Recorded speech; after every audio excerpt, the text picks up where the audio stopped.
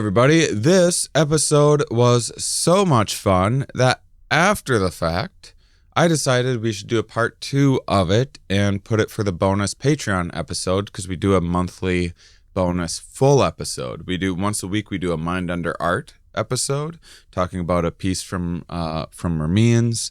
And once we get 500 followers on Patreon, we're going to start a Mum University and add a course on DMT and a bunch of other fun stuff like that. So check that out. But the reason why we made it we wanted to do a part 2 because we were having so much fun, and we hadn't finished the personality test that we're taking in this episode, and it also just didn't feel like a good fit to make it 2 weeks in a row of kind of the same thing, and because it's not building on anything. It's just, if you really like this episode and want 2 more hours of this, which we loved making, it's a bonus on Patreon. And so check that out. It's a way to support the show. We are very, very grateful and continuing to use all the funds from that to pay for editing and everything else. So we'll let you know once we actually make a profit. But until then, we still have a lot of costs trying to cover. It's a new show, so that's to be expected. But all of that is to say that we very, very much appreciate it and enjoy today's episode.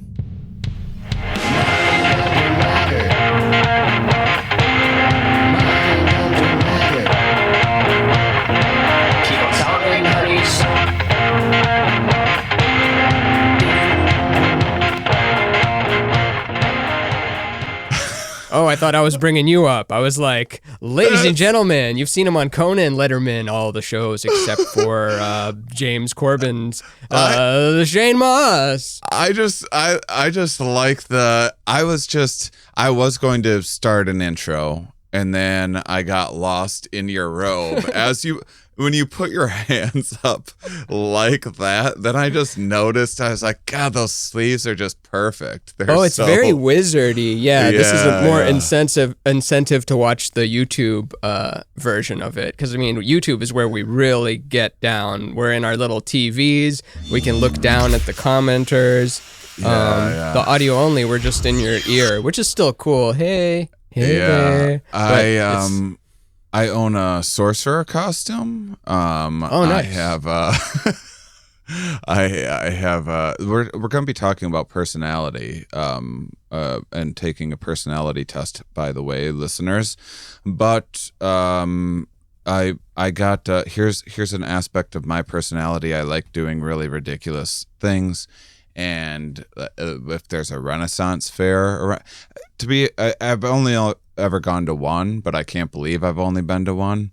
And I got the sorcerer costume for the Renaissance fair, and then I started wearing it when we'd have game nights in LA with a bunch of comics, because everyone's always like, game night, what are you, sounds like stuff for a bunch of dorks. So I made sure when they showed up that I was wearing a sorcerer costume and like a stupid plastic staff. And did you do the everything. Merlin voice? Greetings, Merlin the magician. I also went to a with Grant Lyon. I went to Grant Lyon, bruh. That's from a Weinbach joke. Gosh, what's the? Where was that in the Cable Guy movie? I don't remember. It was so Medieval Times. Oh yeah. Grant was supposed to be going to medieval times with his girlfriend, and I didn't wear it there, but I was going to. But I just like stuff like that. We went. And he texted a bunch of us and was like, "Hey, who wants to go to my girlfriend's sick. I have an extra ticket to medieval times if anyone wants to go." And I was like, "Of course I want to go to medieval times." That's exactly as ridiculous as they made it in the Cable Guy. And it's basically like a stadium of children's birthday parties. That never occurred to me, like that the whole thing would have multiple birthday parties. Yeah, you just think that there'd be one, but in fact, there's this real nightmare of a situation that happens where at some point the king stands up and reads off all the birthdays, but there's that's so good. Many. there's so many. So it's like Sir Jimberheimer Schmidt is turning 8 today. Hurrah! And like, everyone in there only cares about hearing their birthday thing. So it's like a 20-minute long. It's kind of brutal. Did I ever tell no, actually go ahead. It's too long of a segue to get into. Tune into the Patreon to find out what I might have said there. No, I want to hear it. Did I already tell the story of getting my citizenship to the United States and how we were in a big auditorium and Governor Rick Perry was there and everything, and he's not the governor now. No, it's that Abbott guy. I think Abbott is worse. Wait, what tangent did I go on now? That has nothing to do with the story. Citizenship. Anyway, you're in a big citizenship stadium. in the stadium, and much like the reading out the birthdays, they read out the country that you're getting citizenship from. Like mine is Canada. There's other people from Egypt or whatever. And so they're reading it out like, please, a round of applause for all the people getting United States citizenship from England. Woo! All right, Canada. Woo! They keep going down the list of countries, and then they skip Mexico. And I'm like, what? Why did they skip Mexico? And then they keep going to everything. They're like, Zimbabwe, boo! And then they're like, and finally, a round of applause for Mexico. And the place just goes nuts. It erupts. There's air horns out of nowhere. And I realized, like, oh, they couldn't put Mexico in the middle. Like, that's the headliner. Yeah, the headliner just, like, blew the place up with our smattering of Canadian applause and Iranian applause or whatever. Wow, that's funny. They know that's the headliner every time. Yeah, like they fixed that problem a while ago. They're like, we can't keep putting Mexico in the middle. Like everyone else just dies afterwards. So this dumb medieval times thing that I was at, so Grant, we get there. Fairness to Grant, it was some buddy of his that had done this as a silly work event or something like that and had extra whatever happened. I was like, why is this is what you're going to do with your girlfriend? And not, he wasn't doing it in an ironic way. He was doing it in this will be great, we'll go to medieval times. I was there ironically, and they had a few awesome things that happened. One, the waiter and all the waiters there are also dressed up, but they're understaffed. So you'll be like looking for your drink, and then you'll see your waiter out like in the arena, like holding a flag, like playing a part and stuff. Like, a dude owes me a drink, and then he comes back covered in fake blood and a sword sticking out of his gut. But the pardon best me, thing sire, was that we sit down and we're right in the front row, and I don't even think Grant and I knew each other that well at the time. It was before we lived together. And first guy on the horse comes out, and, I have some meat or whatever. And I'm just making conversation. I'm like, yeah, horses are amazing or something like that. And Grant goes, yes, they're majestic creatures. It's too bad. What do you say? It's too bad I have to keep my distance. And I was like, what? He's like, oh, I'm allergic to horses. And I was like, you're allergic to horses? And he's like, yeah. I'm like, dude, there's about to be like 20 horses coming out here. We're front row. It's nothing but dust. And he's like, no, it'll be fine. I haven't had my horse allergies. Like, they haven't been an issue since I was like 8, it's just a thing. Like, yeah, I don't think you realize how many horses we're about to see, though. And then sure enough, like 20 horses come out, running around, kicking up fucking horse everywhere. And within like 5 minutes, Grant's just like, it's like going to the Jif factory when you have a peanut allergy. Like, no, trust me. There's glass in front of where they crunch the peanuts. It's a very upkept facility. And then he goes, finally I was like, well, did you bring your inhaler? Oh, he goes, no, I left it at home. I didn't think I would need it. And I'm now laughing like one of the hardest I've ever laughed at him as he's like, not doing well. The benign violation principle. I mean, as long as you're not dead, this is hilarious. We will change face as soon as you die. On yourself. And finally, he's like, I gotta get some fresh air. And he's like, you can stay and watch. So I'm like, all right, yeah, I'm still waiting on like my second meet or whatever. And finally, it's been a while, and his like coworker or whatever is like trying to make conversation with me, and I'm like, I like the whole thing. I'm just taking it all in and enjoying the goof that is. Also, fantastic horsemanship, and some of it was pretty impressive. Wait, horsemanship is when they ride it, or when they're just being good horses? I think when they ride like it, sportsmanship is when you're a sportsman and you're being good at sport. So if you're horsemanship. Terrible horse tricks, but the horses seemed very nice and cordial. And so finally, Not to go on like, yeah. Or keep going. No. Oh, I was going to say, I wonder if any of those horses don't know that they're in 2021 and they think that they're actual medieval horses. And then one day there's like a Pixar movie about the horse finding out it's in 2021 and they have to explain to it what social media is and like what they're doing is like insensitive culturally because the things have changed. It's a coming of age tale.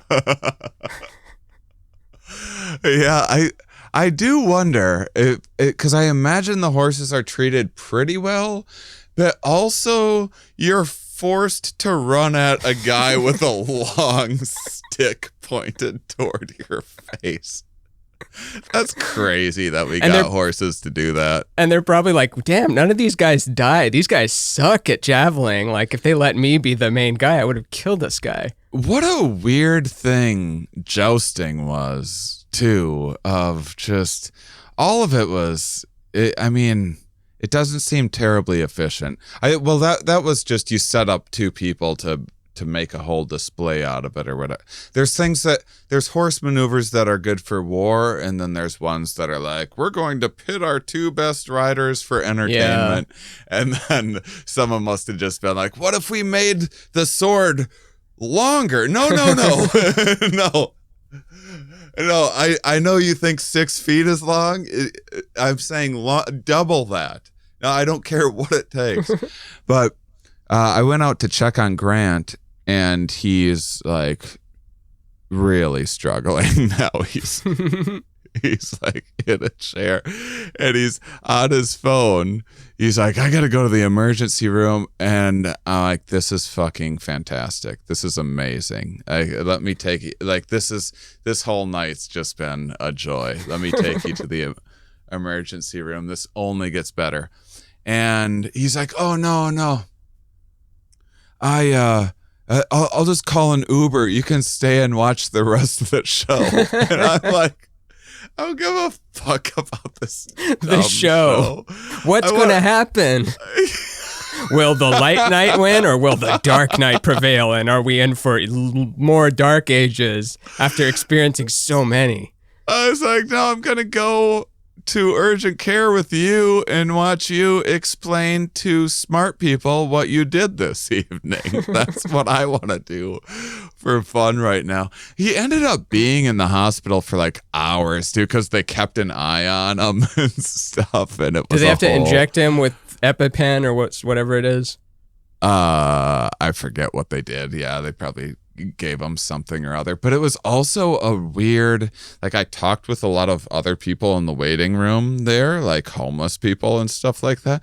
And there was a lot of people that, like, where they were in a rough position. And it was like not in a great part of town, and they're like holding on by a thread. And then I gotta bring in some fucking dopey white guy having an allergy attack from horses at medieval times. Why do your clothes smell like horses? I went to this restaurant that has 20 horses that run really close by and kick up dirt in your face while an actor serves you a turkey leg. Horses. So do they break character there? Is it strict, or are they kind of like, hey, welcome to medieval times, I'm Blanton, what up, man? If you need anything, let me know. Or are they, greetings, sire? They do the whole greetings, sire thing. Well, if you go to, what's great about a Renaissance fair is mostly it's families, but that's not the fun way to do it. The fun way to do it is to be like our age and get a few of your biggest, like, drinker fuck up friends to get dressed up in ridiculous costumes and go and drink mead and stuff. Because what's mead? Mead is a honey-based alcohol that I guess like medieval drink thing was supposedly some medieval drink, but they'll in character, like if you use your cell phone, they'll be like, what is that future device that you're using? They'll do stuff like that. There's one game at the Renaissance Fair that's literally, you buy like 3 tomatoes for $1. I don't even understand how it's so cheap. And then there's a guy with his head sticking out of like a wood. Oh yeah, the execution, or no, the shame thing, the shame law. Yeah, and you just throw tomatoes at a guy's head for like, whatever it was. I would have paid so much more to do it. $1 to waste the tomatoes. The guy heckles you too, that you're like, that you can't hit him. So fast you're whipping tomatoes at his face. It's a pretty Oh, nice you time. couldn't hit a direwolf cub that was sleeping.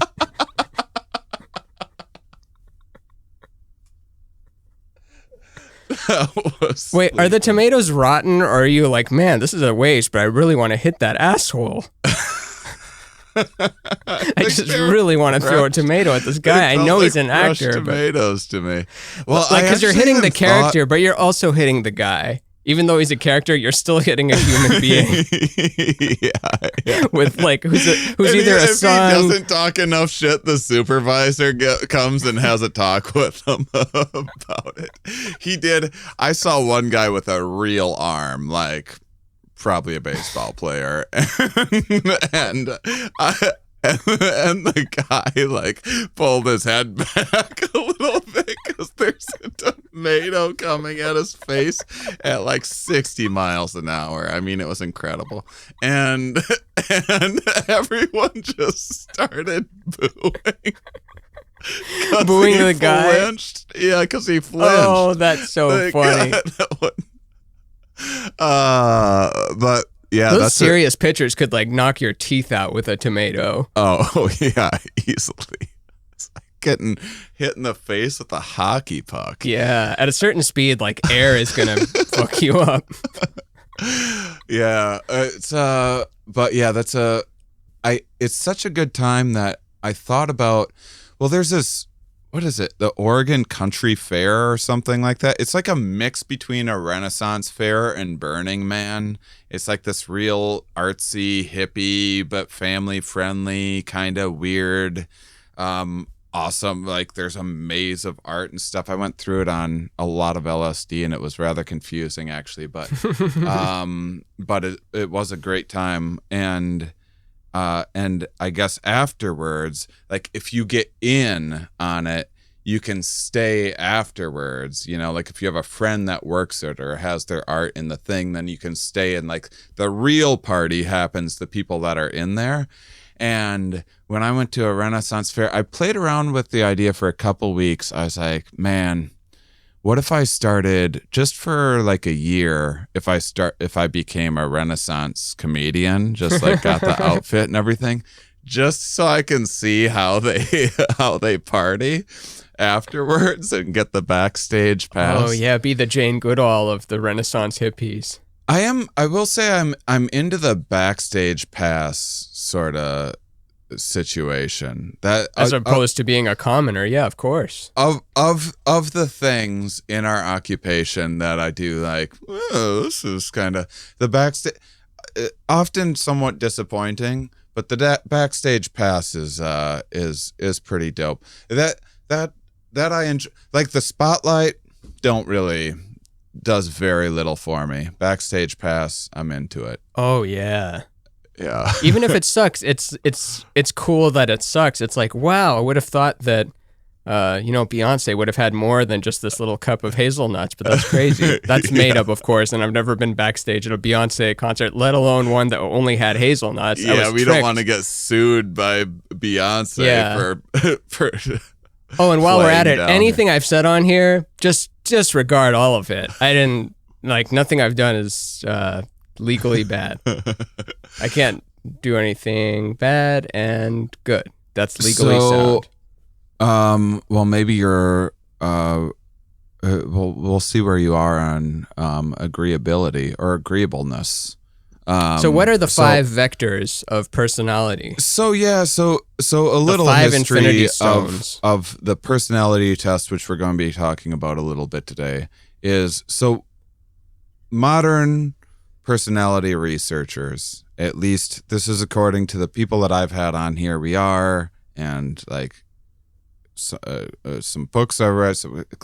So there are some people have different takes, but people seem to be in agreement that the standard like Myers-Briggs that you hear about that you'll get at a workplace or whatever is not great. It's not terribly accurate. No one in personality research within academia uses it, and it was made up by, I think it was Freud's secretaries, like put it together, and it's a little horoscopy, and it's just not that it isn't interesting, but it's a little bit like fortune cookie, where like, it'll apply to anything. Whereas what they did with this Big 5 personality indicator, and there's debates whether like IQ or something like that should be an additional factor within that, but what they did was they just took every personality trait and started surveying people, just thousands of words that described people's personality, and then they found the ones that seemed to correlate with one another and boiled it down to 5 that kind of give you this nice overview. So you can break down any one of these 5s into more specifics, but the 5 are conscientiousness, okay, like kind of how clean or organized or like scheduling and that sort of thing. And I thought that's like social justice stuff. Whoops. No, that's what I thought that was the whole time. No, more cleaning your room sort of stuff. And then there's agreeableness, which is like how affable are you? And then there's and normally you would take this test probably without knowing these things, but I think for the sake of the listener, it will make more sense for us to just know. And another thing is the problem with disagreeable people is that it's so bloody hard to get them to take a test, so we've never actually been able to find one.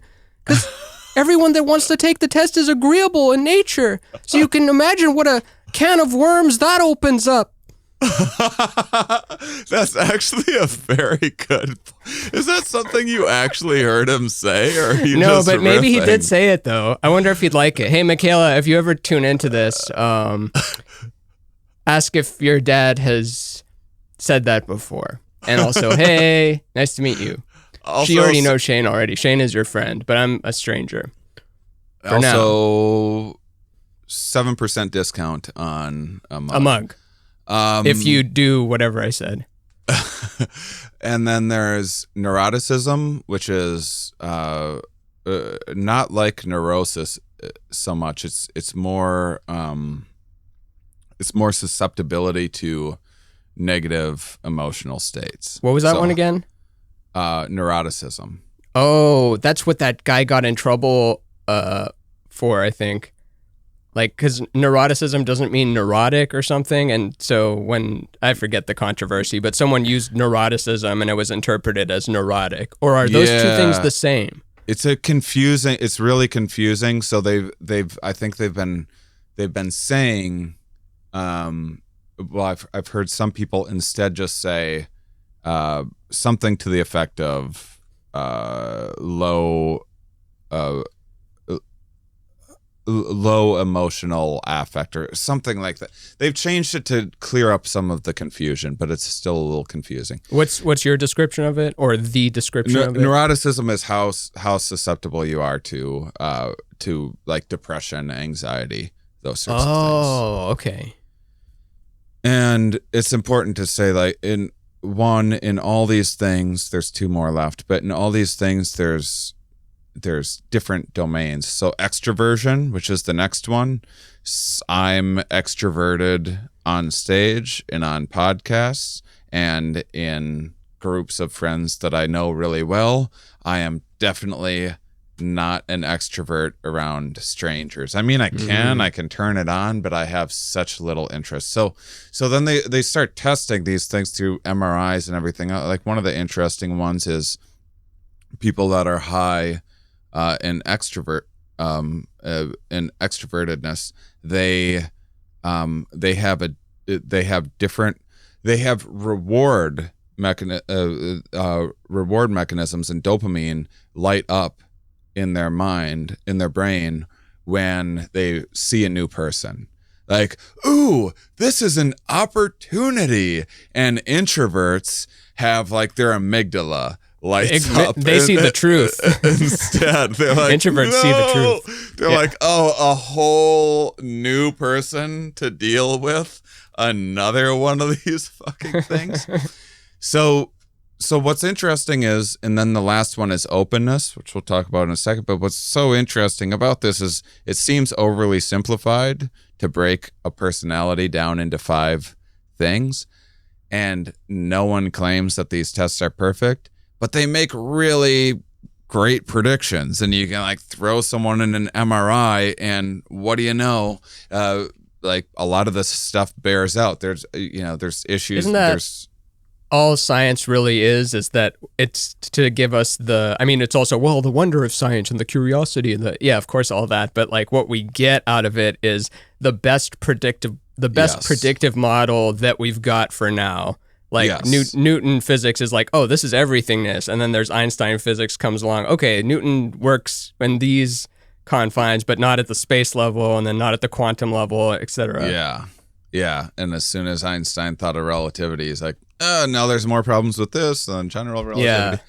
And that's the hope. That's why it's weird when people are like, well, science has been wrong before. Like, well, I mean, one, it's true that they have been, like, horrifically wrong in a lot of, there are science horror stories, but usually when science is found out to be wrong, it's like it was actually working within the models Newton was using.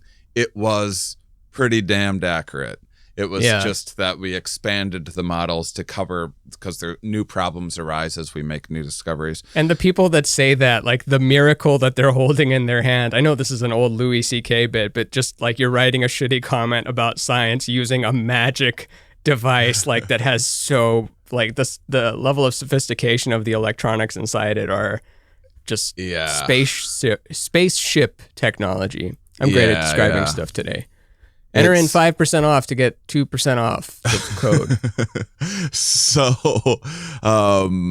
openness is one of the ones that I'm the most interested in. I probably spend the most time thinking about it. It's the one that has the most predictions about political bias. And so openness is basically your threshold for ambiguity, your fondness for novelty, that sort of thing. So if you're really high in openness, you're going to be you and I are probably Shaquille O'Neal's of, or probably even taller. Who's even taller than that? We're taller Mutombo? than Shaquille O'Neal. We're very high in openness, right? Yeah, I imagine we are. Yeah, or we're not. That's how high in openness I am. When I'm open to not even being high to openness. It was my most extreme trait. My other most extreme trait is conscientiousness, which I'm exceedingly low in. One more time. What's the conscientious one? Like organizational skills and cleaning and that sort of thing. Yeah, Okay. please ask if you need a reminder because that word usually throws takes me a off few. because I just think of conscientious objector in terms of I don't want to go to war because I philosophically disagree with it. I am a That's conscientious interesting. objector, which I think that's the term. Yeah. Or is it a yeah, I never conscious connected that. objector? I mean, I can't give any more 5% off coupons for mugs. We're going to go bankrupt. We got a business to run, people. We've got to keep this thing alive. We're only 10 episodes in.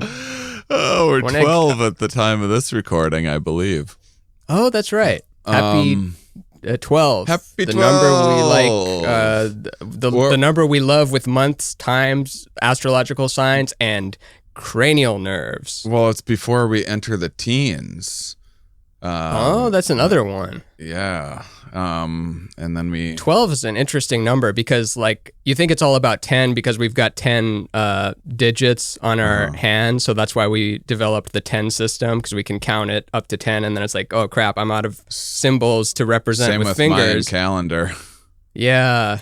Wait, what do you mean with Mayan calendar? We run out of months? The Mayan calendar was done using fingers and toes to count and put it together. So, like, they just kind of went as far as long as it took to kind of pay someone to keep it. You know, the part of the Bible that was like, and this person begot this person begot this person, and there was just a decision made along the way, like, all right, that's about the right amount of begots to throw in there. We don't need. I'm not paying you another $1 to like come up with another name.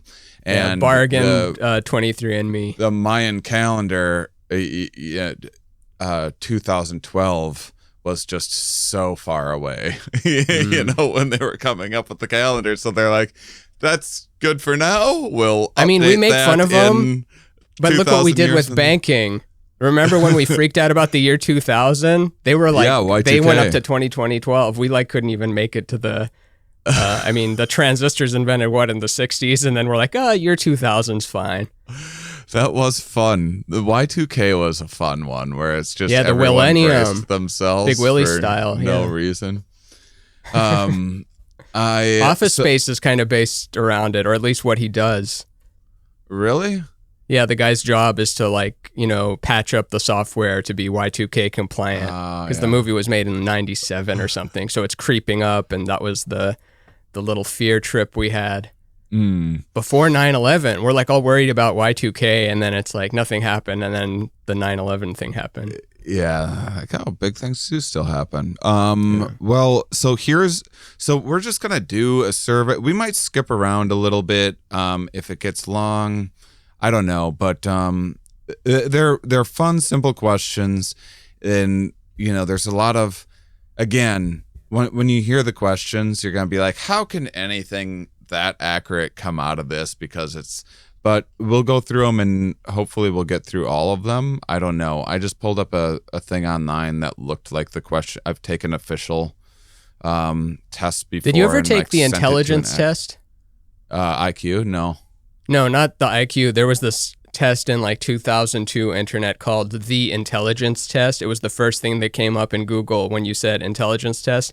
And it only had one question, and it's like 2 + 2, and then you write 4, and then it says, congratulations, you are intelligent. Potential careers for you include doctor, astronaut, lawyer. And there was just... I took a ADHD test on my show, or on Here We Are, and it was... I think it was every single highest mark on every possible question that there was. It was like an A+.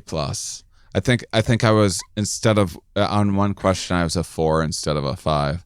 So you're the Anakin Skywalker of the ADHD. So there's this. You say there's someone who's going to bring unbalance to organization in this world, and you think it's this tall monkey boy.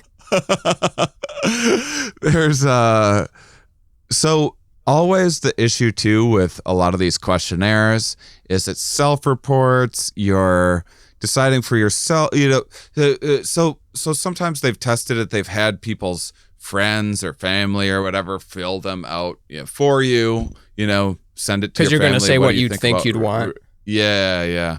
And so again, none of this stuff is perfect, but it's really easy. And for the ease of use, it makes some great predictions. So here's question number 1, and we'll just see how much we like. Some of them I feel like if we just want to check it and pass over it, whatever. Otherwise, maybe we'll expand on some. So I make friends easily. I feel like, yeah. So it's out of 5, from inaccurate to accurate. So with a neutral in the middle. So you're like a 5 or a 4?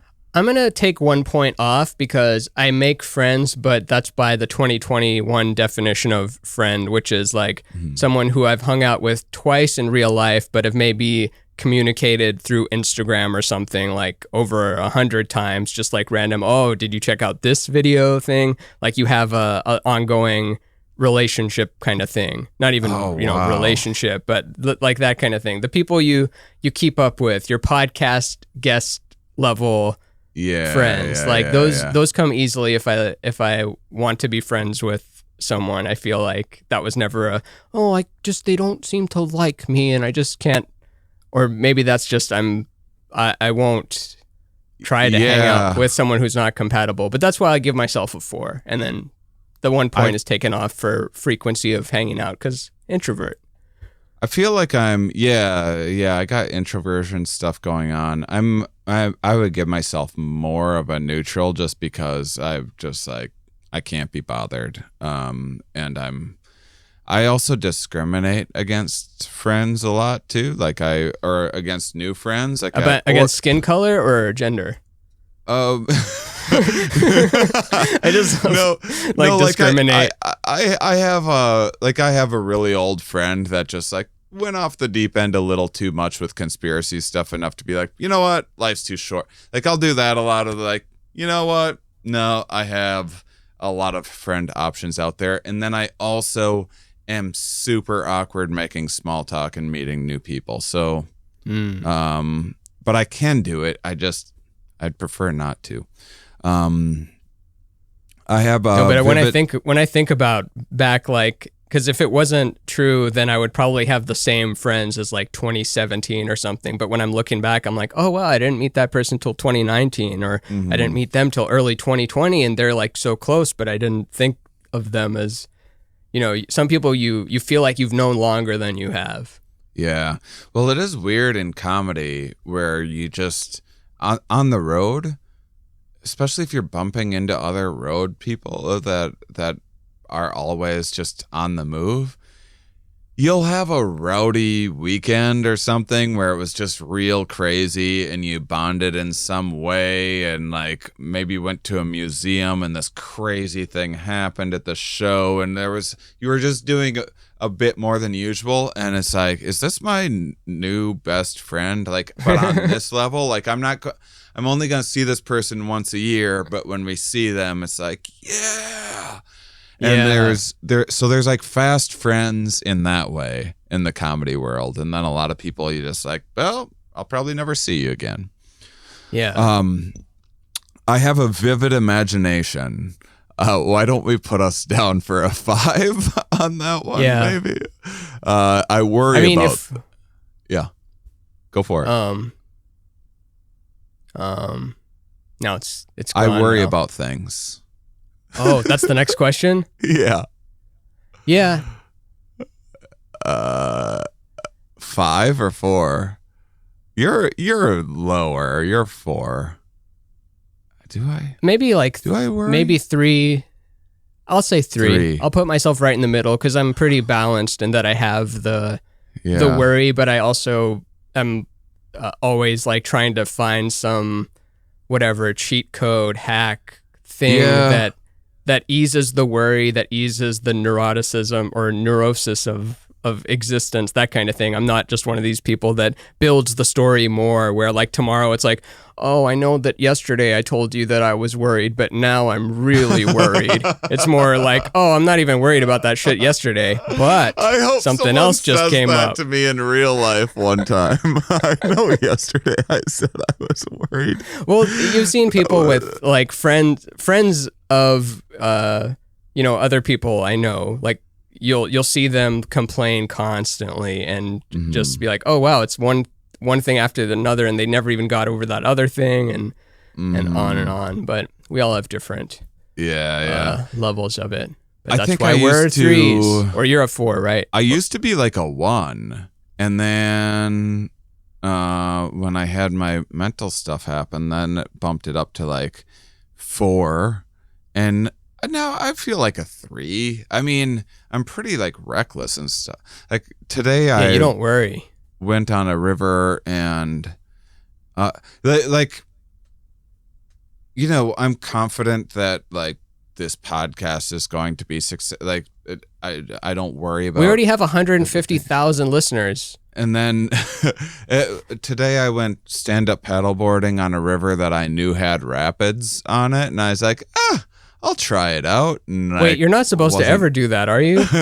You're not. Are you supposed to stand up paddleboard on rapids? Well, you sit down on it like a kayak. Oh, I didn't even know it was ever for that. I always thought it was a relaxing kind of retirement kind of thing that really works your upper body.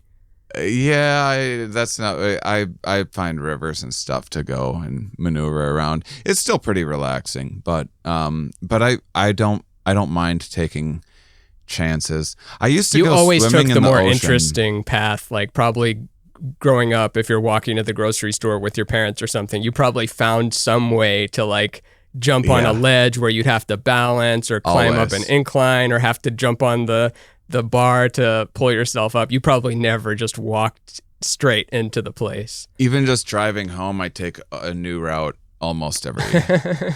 Oh yeah, and you order new food all the time too. Yeah. I love large parties. What do you think about that? No. 1 or 2? 2. All right, me too. I believe in the importance of art. 5.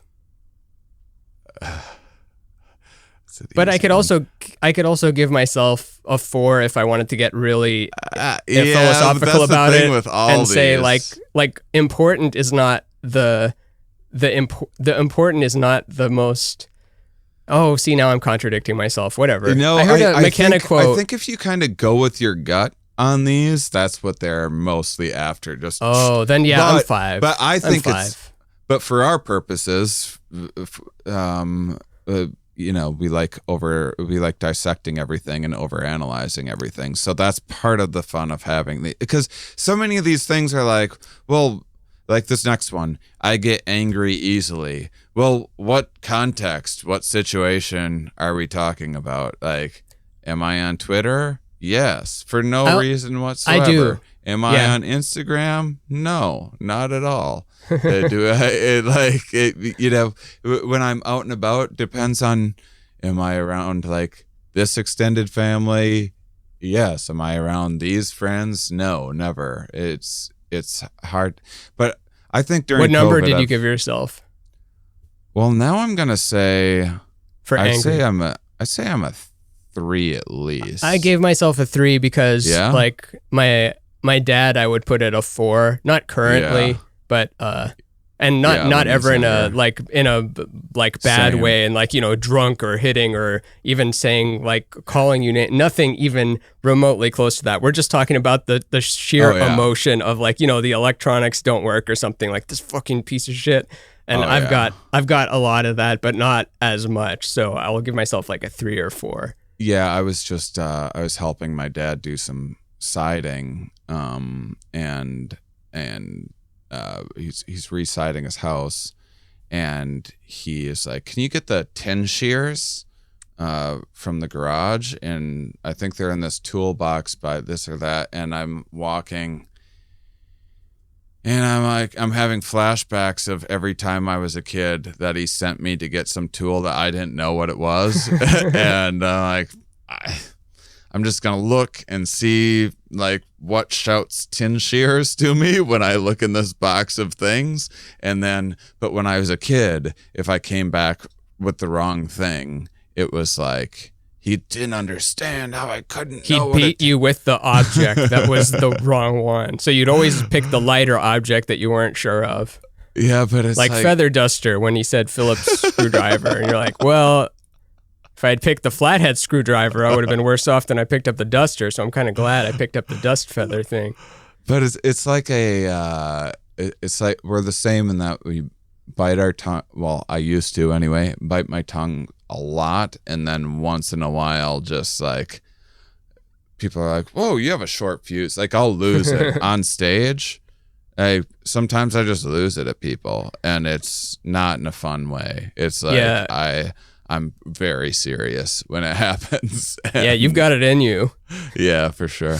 Yeah, I remember one time, I forget which podcast or something, but you're like, "What? You think you can be mean online and I won't be mean back?" You're so ready to, like, I'm not going to take shit from anybody. Yeah, I definitely don't. All right, next question. I take charge.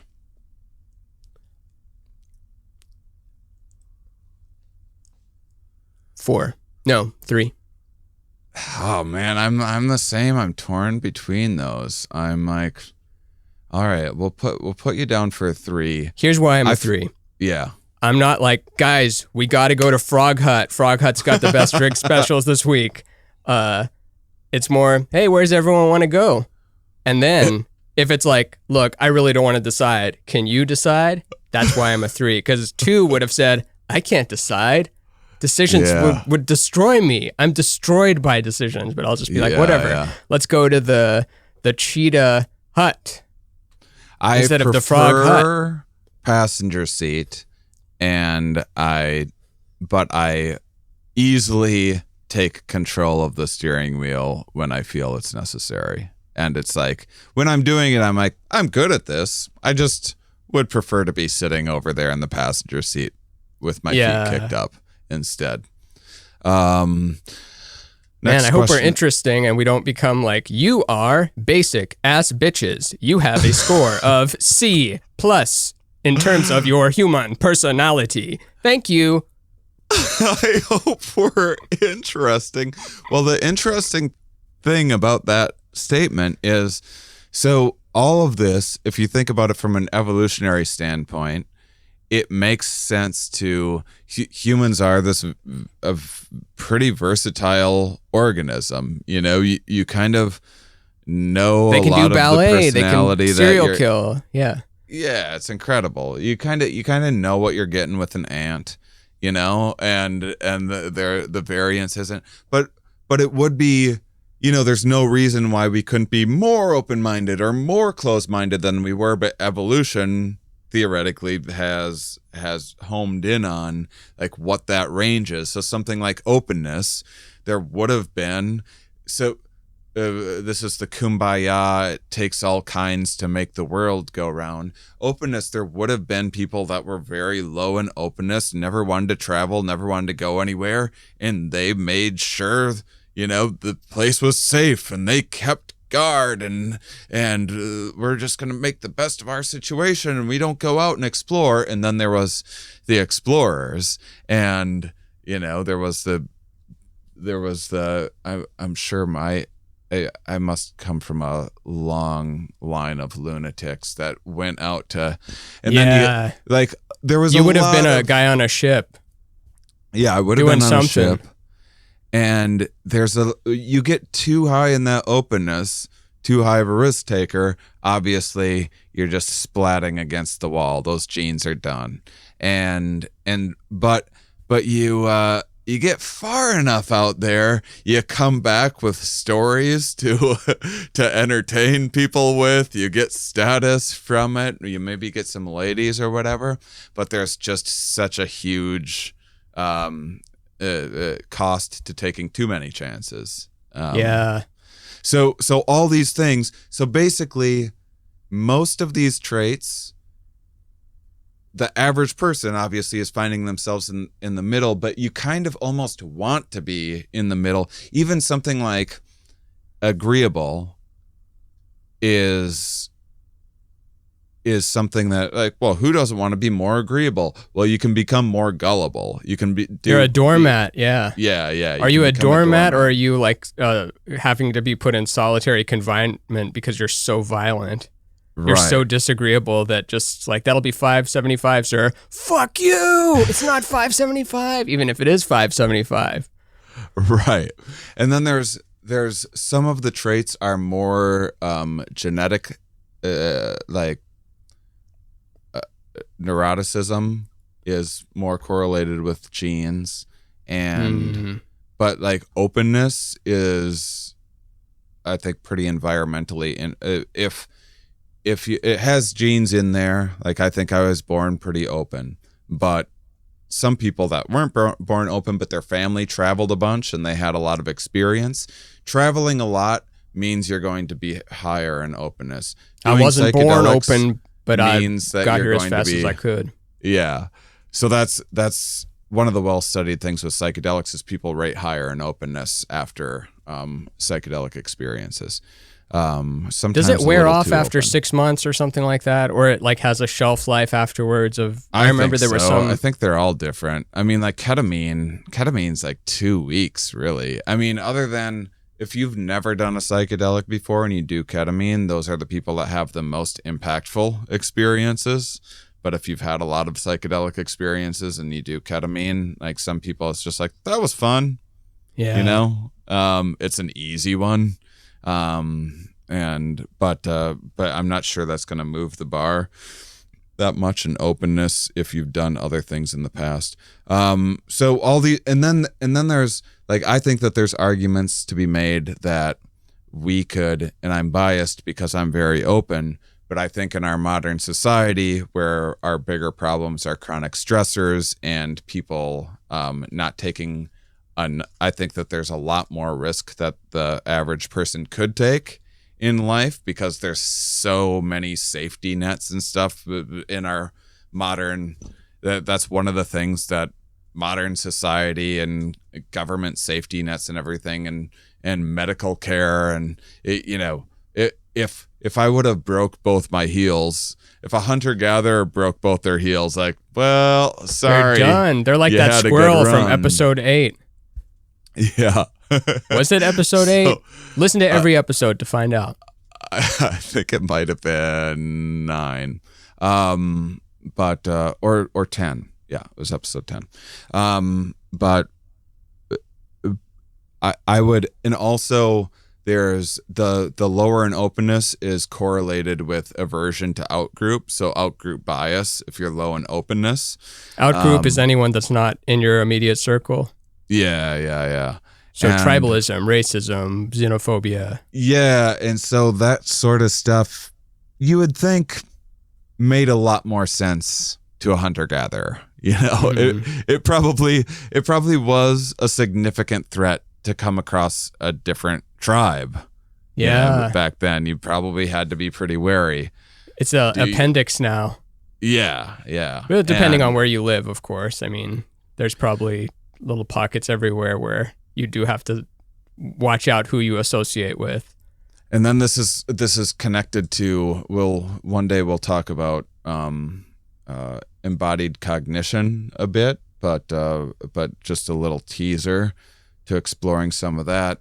So if you if you put a rotten egg smell in a room. I guess this hasn't been totally replicated to satisfaction for a lot of people, but damn, is it interesting. So because they keep getting in trouble for putting rotten eggs places. You give people a social a test of where they fall on their social, like, political views, like how do you feel about gay marriage, how do you feel about affirmative action, that sort of thing. And they hate it when there's rotten egg in the room. When there's rotten egg in the room, people are more against outgroups, more against. Oh, that's funny. Why is that? It's because probably, this is the speculation, but it's probably pretty darn accurate, I would think. It's because it's because your immune system controls some of your aversion to in and out group stuff. So if you are facing immune threats, that's just registered as a threat generally, and your immune system's like, hold on, we're doing everything we can to take care of this immediate threat, whatever this rotten smell is, whatever this odd, like, cold or whatever that I'm experiencing. So don't go off and expose yourself to more threats until we can get a handle on this. So it's a psychological priming that the immune system sets into place when it feels a threat coming on. So there's people that are in higher parasitic environments with higher parasitic load, which is like, say, Mississippi, where it's hot and swampy and everything else. They have they what did you call it? Higher what load? Like bacterial load and parasitic take threats. That, Mississippi. You've got a higher bacterial load. And they tend to rate people near the equator tend to be more averse to outgroups because they have more potential bacterial and parasitic threats. That's like the most accepted theory.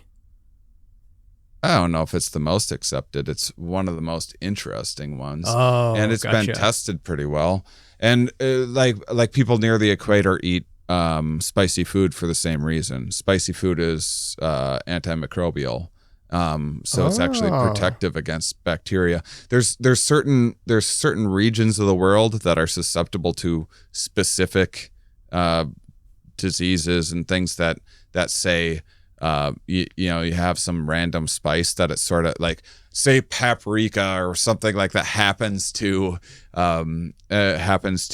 be somewhat protective against malaria or something like. It's not. These are just made up things that it. But say that were the case, you would find what you would predict is if you looked at that area's annual consumption of paprika, it would be higher than average, and that bears out all over the place. I think all red powder is good for you.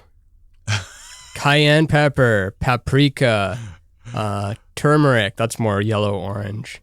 Yeah, it might be the case that spicy food just generally is protective. It's just that people that are in the north don't have the same need to burn their tongue on things. It's like there's these people in the Himalayas, like the Sherpas. They have genetic they have this genetic mutation that allows them to oxygenate their blood easier.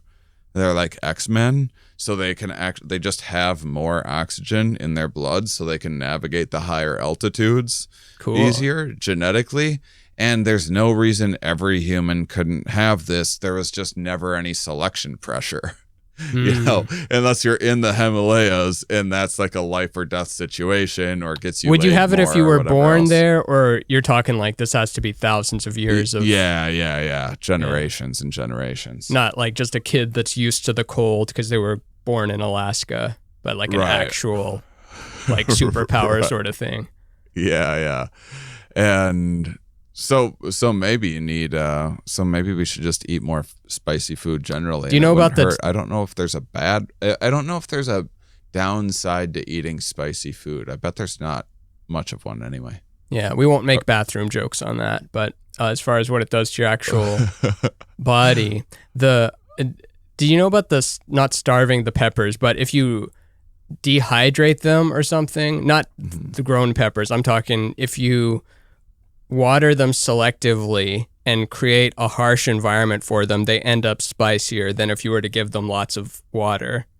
Maybe not all peppers, but if you give it lots of water, it ends up mild. And if you make it grow up in a tough neighborhood, then it like grows up tough. So maybe there's something to do with that. If you eat the tough pepper, it's like making you absorb some of its toughness in the least scientific way of describing it possible.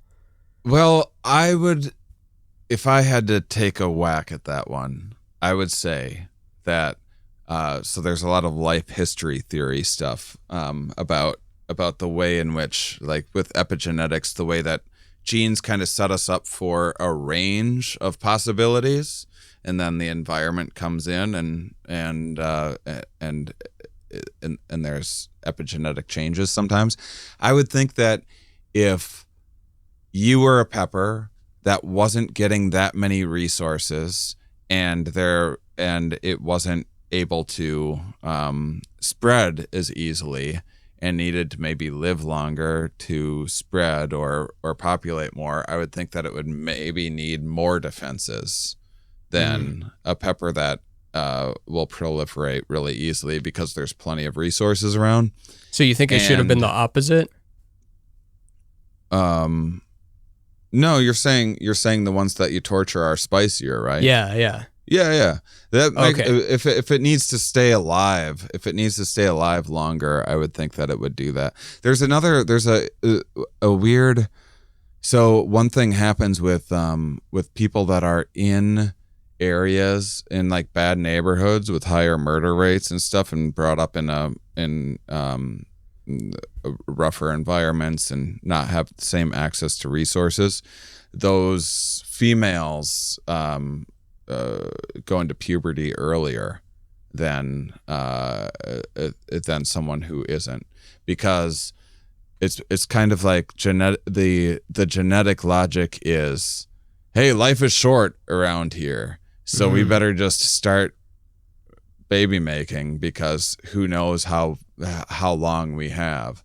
Whereas when the life expectancy in an area is longer, puberty for females also is delayed longer. There's other factors too, but that's the only factor. That's why I'm riffing on that's some of the logic that I'm using and figuring. If you're brought out up in a palace, mystery.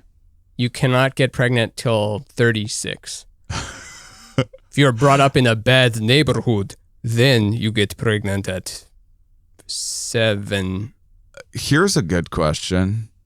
I experience my emotions intensely.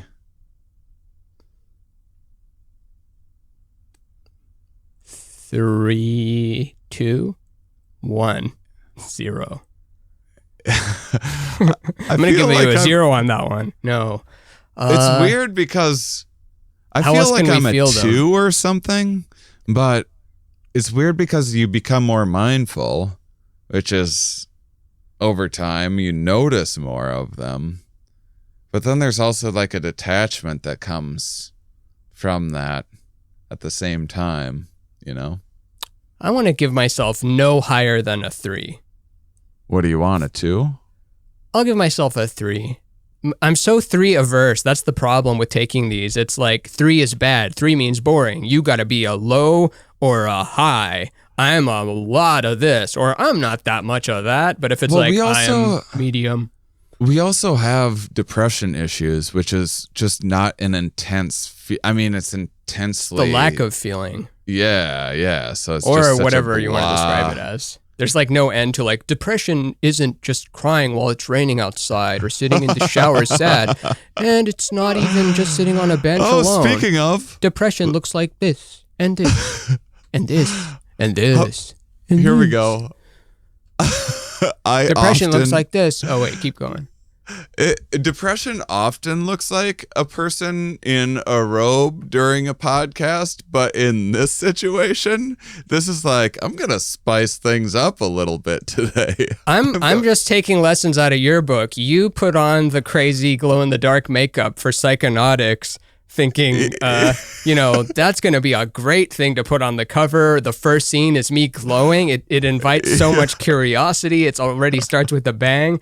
And then when I'm thinking of taping this, when I'm in hair and makeup, I'm picturing like, if I wear the same shirt as episode 3, who am I? Do I really deserve to own all these clothes? If I'm going to have clothes, why don't I wear it on the pod? So I considered double pigtailing it for today's recording. We should have. I went regular pony instead because I haven't broke that out much, but I'm a huge fan of that robe. I'm just saying great. Context is everything. Sleeve.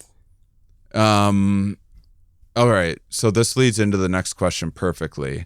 And so, by the way that most of these tests are constructed, the average person wouldn't know what you were getting after. So the conscientiousness ones are spread out, and that sort of thing.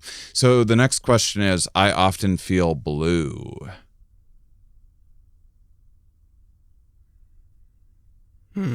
3. 3.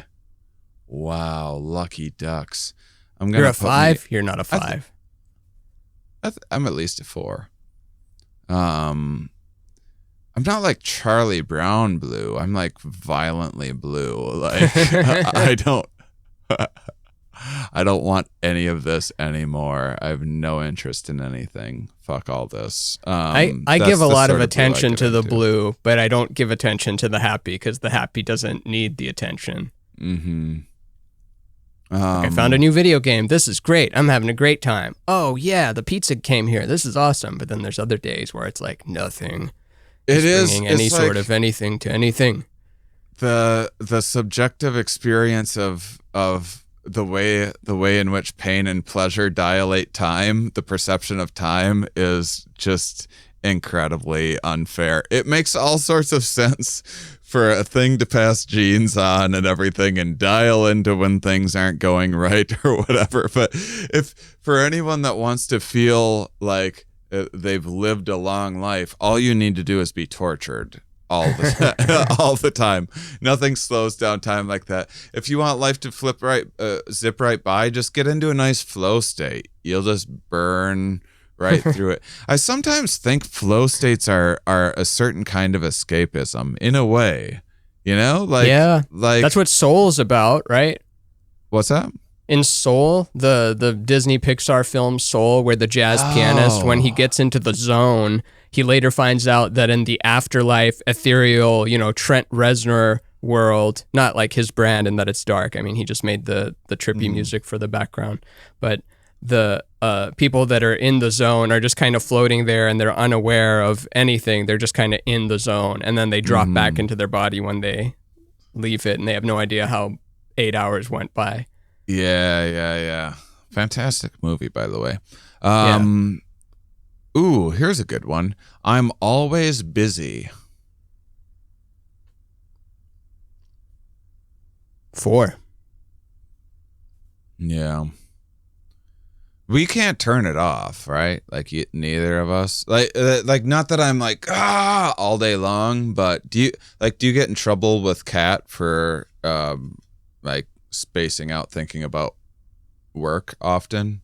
Or no? That was always an issue in my relationships. Not like she's talking to me and she's like, you didn't listen to a word I said. Not that level of when I'm there, but I'll have the tendency of disappearing into work mode, and then it'll be like, well, we haven't hung out this week except for like during dinner for 30 minutes because you've just always been off doing stuff. And like that's like the extreme end of it. So where I'm like, oh, really? It's been a week? Damn, I didn't even know it was a week. I'm sorry.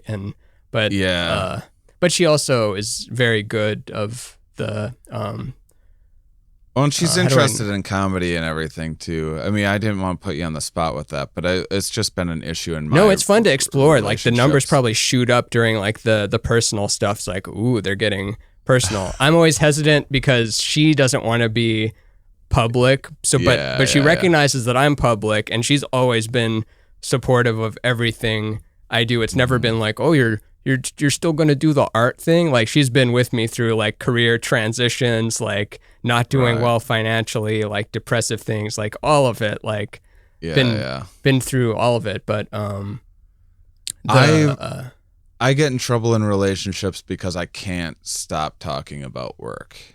Like, you talk about it with them. Yeah. Oh, I hardly bring it up. Oh, really? Yeah, I can't. I'm always like problem solving and coming up with ideas and like lots of grand visions all the time, but trying to hash out to see how practical they actually are. And I just like I like vision building. Yeah. A lot and just sorting it out. And when I'm in a relationship, I'm also trying to like bring that person into like, oh, maybe you could live on the road with me if I get this to work and this to work, you know, but I do have the a hard opposite. time ever turning that off. She's always, or not always, but often wishes that like, oh, you should give me more to do. Like, I want to help you out more with that. Like, how come you didn't tell me that you needed help with doing X, Y, and Z? Mm-hmm. And but I've gotten better about it. Is a no-brainer. I prefer variety to routine. Oh, you fucks with routine a little more than I do, I feel like. I think, yeah, right down the middle, 3. Like perfect. 3. Perfect strike. Like the kind where it makes that pop sound and goes to make whatever bowling analogy we do. We do. Yeah, that's so you're balanced. You feel like you're balanced with that. I can't stop the variety thing. It's a problem in my life. Trouble sticking with things. I'm easily intimidated. Sorry, that's the next question. I'm easily intimidated. Man, I don't know where I fall on that 2. one. 2. I ain't afraid of nothing. You want to come over here and like attack me with a hammer? I won't like it, but if you put a fearometer next to me, you'll be like, wow, he wasn't intimidated. He didn't like it though. He hated it, but he wasn't intimidated. Interesting. Now, did he just pretend that for consistency of the podcast? Yes. I love excitement. Where are you falling on that? Obviously, I'm 5. 4. Give me some. Give you a little excitement? All right. Yeah. What about, I like to solve complex problems. I'm definitely a 5 there too. 5. Boom. Nice. Have I solved any? No, but I would like to. No, this is a weird question. I wonder what this is attached to. I often eat too much. 0. 1. Yeah, 1. I don't think I've eaten too much since I was like 17. I don't think I've ever eaten too much in my entire life.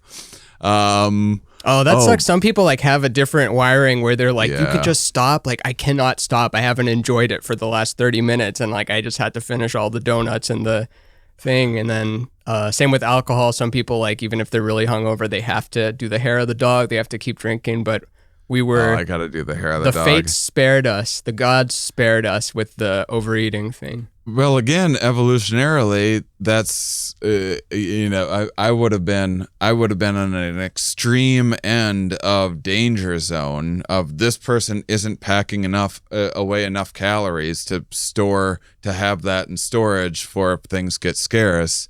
You need to, the person that always overeats was always getting it while the getting was good. And there's a reason for it. But now in our modern society, now it's flipped. It's the first time ever that we have unlimited everything all the time. Yeah. And you can just keep on eating and keep on eating. And you have a refrigerator and you don't need fat cells. And I radiate joy. Where are you falling on that? 4. Am I a 4? Yeah, you radiate joy. I think so. I was thinking about giving you a good 4 or 5. You always pick me up. 4 out of 5 times. I think 4 out of 5 times I pick you up. You're close to a 5. It like someone that you think from the outside is a 5. that's the person that scares me the most in life. I'm always like, that's a serial killer. Yeah, whoever's turn it off. radiating joy 100% of the time, I'm like, they're masking some. It's not always the case. I do think that there are people that just like one hundo every 24/7 radiate joy. Renaissance fair actor of happiness. But the thing you don't is, have to be happy all the time. It's with a lot of these personality traits, as I'm sure Jordan Peterson would tell us, there's a lot of there's so many social expectations. The society will reward you for being more agreeable than maybe is in your interest. You will get a promotion for being a cheerleader around the office more than you will like, well, that person's very authentic around the office. Yeah. Give him a raise for being the most authentic person. Like that's not always what does it at every company. So there's a little bit of social pressure. And then once there's the social pressure, do you just become that without even realizing it consciously that you're doing it? My guess is that you probably maybe you do. like it that way more, though. Maybe you tried it the other way and then you tried it the agreeable way and you're like, I kind of like this. I was holding back, like kind of like a music genre or something, or a food that you were hesitant to try. And you're like, oh, I knew I built an identity around hating mayonnaise or something, but this was pretty good, or something like that. Yeah. Here's the next question. I want to put or something like that at the end of my whole life, just to cover every base to make sure. Your epitaph? Yeah. Or something like that. Yeah. Sounds very Python. This next one is like everything that's wrong with our current political structure, which is I tend to vote for liberal political candidates. So if you asked me where I fell politically on every issue, like abortion or whatever else, you'd get a very different answer out of me. But yeah, I do. I just go like, especially once the Trump thing happened, I was like, well, we're not saying they're good. We're just saying, look at what the competition is peddling. It's not good. It doesn't take me long because I think I've talked about it ad nauseum of like, you get annoyed with over wokeness when it becomes too much about the performative aspect of it, but then you see what the other side's up to, you're like, never mind, I'll take the annoying woke people. I was, before Trump got elected, I was like, I'm going to I take pride in grinding it out and like headlining B comedy clubs and inserting science and the bigger ideas that are beyond what like normally would be booked at this club, because I know that this is not that these are unfair cliches about people in a certain region or whatever not being the brightest. And then Trump got elected and I was like, oh yeah, I screwed up. Never mind. Maybe it's not more about that, but rather you're bringing something to a town where maybe only 200 people out of that 30,000 would be interested in it, and not to paint them as, well, there's only 200 non-stupid Trump people that are going to shoot themselves with their own guns and they don't want abortion and they're standing outside the clinic with their guns all day. And like, I get there's, I don't think conservatism is stupid. I think there's a lot of good points in the actual, like, the classical definition of the, whatever you want to call it, the not obsessed with social issues, they're not obsessed with gay and abortion and stuff. That's where it's like, if you were to ask me where I am on the issues, I'd be like a 4 out of 5 liberal, probably, if I had to guess. But if you ask me who I'm voting for, I'm a 5 out of 5 every time. Like, not a chance am I. I'm gonna go with this moderate guy that like has 50% of his funding from Raytheon and then the other from Halliburton. Like, I'll hear what like a Mitt Romney or something has to say, sure, but I'm not like a Ted Cruz. Are you kidding me? I don't care who's running against Ted Cruz. I'm voting. I wonder if Mitt Romney would be way more successful if it wasn't for the magic underwear Mormon thing. I think just they're not ready for it yet. You have to just be. I don't even think you can be Jewish, right? We haven't had a Jewish president. You have to be like just pretty straightforward Protestant, Christian, Catholic sort of thing. Maybe I don't know. I could be wrong. That is funny. That would be weird. And what if Mitt Romney would be the best president for us, but he can't let go of the underwear thing. If he just let that go, nope, he could be president and he'd do a great job. Sorry, he looks more like a president than anyone. Underwear. Yeah, who looks more like a president than he did? He's the if you're playing president the game, the me that it starts with is him, and then you got to give it a bigger chin to be Clinton, and then you whiten the hair. Doesn't take much to do that. There's other ones that you have to make really fat or something, like Coolidge, Calvin Coolidge. Is that him? No, Roosevelt is fat. Yeah. Have you heard the studies where they just show children in different countries pictures of candidates from like another country, candidates that don't live there, they wouldn't possibly know who they are, and they go, who's gonna win? And kids are just like, that one looks like more of a leader, and a very high percentage of the time that's the person that wins. Without hearing a word of anything that they've said, just pictures, simply a picture. I know that's a cliche, but like think of how powerful pictures are, where if you were to ask someone, hey, can I show your child a picture of anything? You'd be like, no, of course you can't show my child a picture of anything. You got to run it by me first. Pictures are like, a lot can go on. What if it's a low resolution picture? It's like, no, of course not anything. And you might just show them a picture of an apple. It's like, see, gotcha. But a picture is so powerful.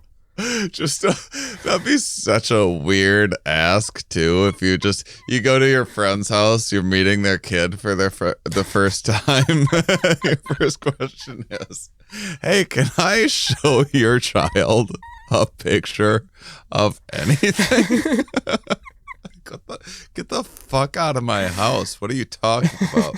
It's like, or no, I won't spoil the joke, but someone has a joke that involves, can I show you a picture of blank? And then it ends up being a picture of the word, not the thing. Oh, okay. So here's the next question is, I panic easily. No. 1.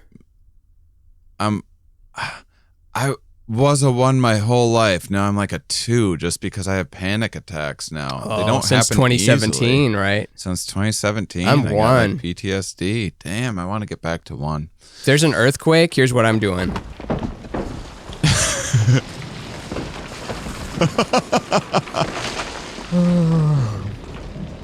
It stopped. Good thing I was even keel and I was a cool cucumber. Even Steven. Stressless Sally. I trust others. 3. Okay.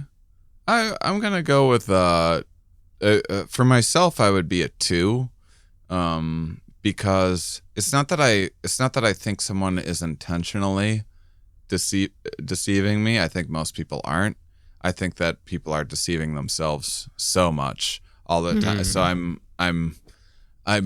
it's not like a conscious ulterior motive. It's just I don't trust that it's like when you hand a drunk a lighter to light their cigarette. You're like, hey, give it back. It's not. I don't think that they're trying to. I don't think this is a heist. I just think that thing's gonna end up in your pocket. Yeah. you know. And that's how I feel about trusting. You know what Admiral Adama says in Battlestar Galactica, where one of the characters who betrayed him earlier, is given a second chance, and then she asks him, "How do you know you can trust me?" And then he says, "I don't. That's what trust is." So you can't have evidence to trust someone. It's more of like you trust people. That's more of a feeling. But also, yeah, you should factor in evidence like the lighter thing or the, if you lend someone money and they've never paid you back, you should not lend the money, but stop expecting them to. Don't raise your expectations beyond what you've. Man, expectations are a fickle bit of business. So today I went stand-up paddleboarding, and I thought it was going to be 2.5 to 3 hours, and it was like 4 to 4.5 hours. And which, if I would have just known, or if I would have thought it was going to be 5 hours, the whole thing would have been pleasant. But instead, it was like, oh man, are we going to be out here forever? You know, it's like when something's longer than you expect. You said you ran out of water too? Yeah, I ran out of water. Right at the end. And that's not drinkable water, right? That's like a salt water thing. Yeah, you don't want to drink river water, I don't think. Have you ever drank from a stream where it's clean? And it's like, no, it's okay. It's a spring's clean stream. It's okay to drink from. No, not into that. Probably would though. I only did because I trusted my dad to do it because he said like, no, it's clean. And, he's, PhD scientist, smart guy, knows all the stuff. If he drinks it, if he dies, I was glad to die by his side at age 4 or whatever. But it was so odd to me. I'm like, you can't drink the stream. It's like, no, this is different. It's clean. Like, but what about the rocks at the bottom? It's like, well, that's clean too. It's just minerals. Your body's fine. You can do it. See, we used to do this growing up. Yeah. Haven't done it since. Who knows? Maybe there's no more streams like that. Yeah. Well, when my dad was growing up, they used to pitch like all their trash in a local river. Not his family, but it was like a common practice to be like, hey, that river makes a nice junkyard. What do you think about the end of Battlestar Galactica, by the way? Oh, for it or against it? Oh, 1. Yeah. Yeah, 1. Thank you. I'm glad we're on the same page. Yeah, I need to go get a wrench to like turn the knob past the 1, but for now it's going to just be at a 1. But I'm working as hard as I can to twist it further left. Yeah. Which is where I fall politically on the politicality vector of intelligence. Well, we're going to have to just like maybe stop at some point. Do you know what's great about claiming to be left and voting left is that you don't have to justify it. Where like it's often like libertarians are the when you think about someone that wants to debate, you don't think about a Republican or Democrat. You think of a libertarian. They have like the answers and the logic of, well, debate me on it. But if you just vote for like, well, they just sound like they want to help people the most. So yeah, I lean left. And you're like, but those policies don't work. Oh, they don't? Oh, crap. I already turned in the left ballot. Well, I'll read the stuff for next time. And then next time never happens. But you never have to. And then if you're on the right, you have to constantly defend like, well, I'm not against gay marriage. And I do think women have the right to choose. And I do think that people can't lift themselves from their bootstraps. I know that they do need financial aid, but there are limits, and sometimes these policies have opposite of the desired effect, and they're going, 2 steps backwards, and blah, blah, blah. But like you vote left, you just get to be Shapiro. Yeah. There is, I do think that the bias of centrism is assuming everything is like Goldilocksing everything is accurate. To me, it's like, well, are you a libertarian because it's fair to be in the middle of what the two sides are, or you're a compromiser, or are you a libertarian because you truly believe that the most accurate thing is right in the middle? Because I don't believe that for a second. Because how do you know you're actually in the middle? Like, how do you know that you're just actually not way off and that the center actually lies somewhere more left or more right or something? Yeah. Because I get the compromise thing for sure, but I've been saying this of like, you don't, like, well, one side's flat Earth, the other side is round Earth. I guess the compromise is that Earth is a cone. Like, no. That's not. It's a grapefruit slice. That's not at all. The bottom is flat, and then it rounds out like you're having breakfast. And hollow Earth is so much more interesting than flat Earth. But I mean, hollow Earth isn't even that interesting. It's just kind of got some cool diagrams where you imagine aliens living at the center, like when you would draw stuff as a kid. You're like, this is the torture chamber, and this is the secret bookshelf that goes here. And then hollow Earth, it's like, it's not all iron and magma. It's actually the Lemurians lived there, and there's a sun inside of it, and like the gravitational pull of the whatever. Did you draw a lot of? I used to have drawing off with friends where you would draw like a robot or a superhero or something, and draw like their different powers. Then you'd that's show cool. your work and then explain why yours would win. No, I like that though. I mean, similar stuff, but that specific one is kind of cool. Yeah. You could even sell that. I know that's wrong because you shouldn't buy it if you own a piece of paper and an imagination. But if you don't own those things, like the game is like it comes with a pad and like the thing to draw and some prompts to like what things should fight each other. And some metric of grading it, so it's not just like, well, mine is blessed by the chaos god of infinity, X to the infinity, so it beats yours.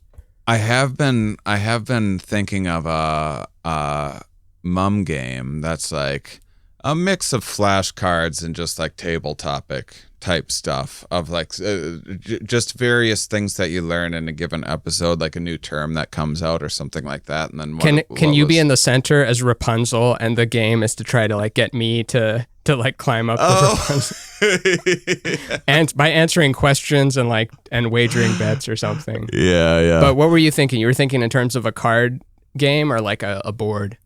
I haven't given it that much thought. I just think it would be worthwhile to start noting each little when we have Charles Bonnet syndrome. That was a fun little tidbit. Like people love learning a new word or whatever, a word of the day or word of the week or whatever, and we throw out a lot of this week's word is science. Like science is the study of phenomenon.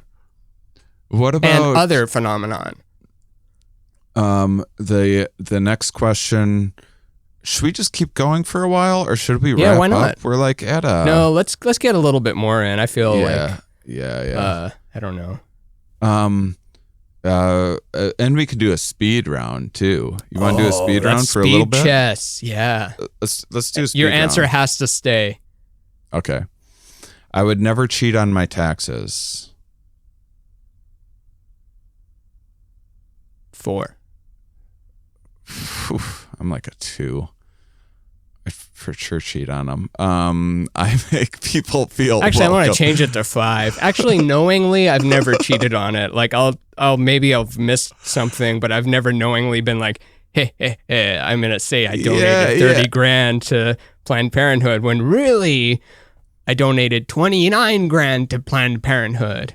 I should start doing that on the podcast. Just saying I gave lots of money to people. If I thought I could get away with it, I absolutely would. Plus, comedy is like, you can be like, my HBO subscription, that's research. Got to write that off. Someone had a meme about like a pie graph of what it means to be an artist in 2021, and it's like 30% is emails, 30% is shipping orders out, 2% is creating new art, and like 15% is tax evasion.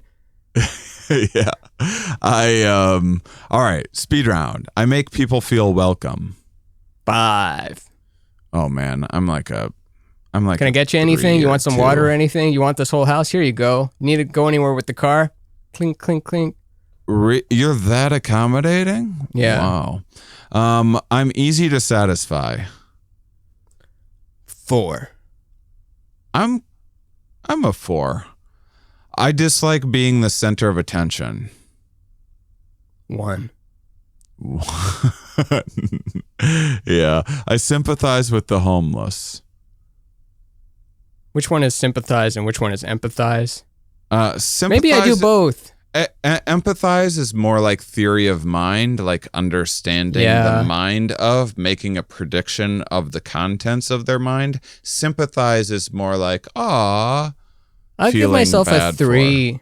Like, I wish I was a 5 or a 4, but to be honest, I'm a 3. Like, do I really go bring the goods over that often? Am I really mobilizing to better the recent I wouldn't say I'm doing stuff? that much. Like in terms of active? Throw dollars and stuff when I had an especially impactful when I broke both my feet I was moving, and I had like a vacuum attached to my foot, and I was worried I was going to lose my foot because of this bone infection. That's why there was a wound vac attached to it. I was having fevers. I was doing it, and I was moving from Malibu and gorgeous girlfriend to single living in a bro house, a filthy ass bro house with a bunch of dudes. And I have like Target furniture in my car, and it's one of the worst days, I'd ever had. And I'm driving, and I drive past this homeless dude, and I'm just like, oh man, this dude has it so much worse than I do today.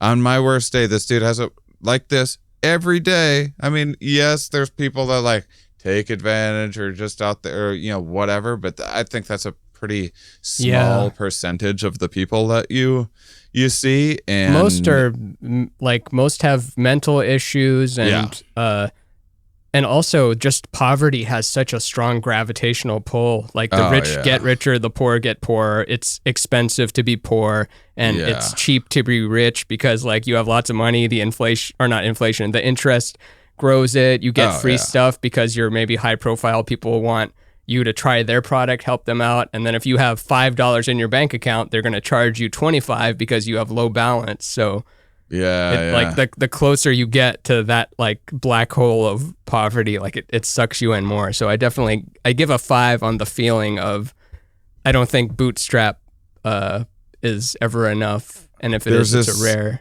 There was this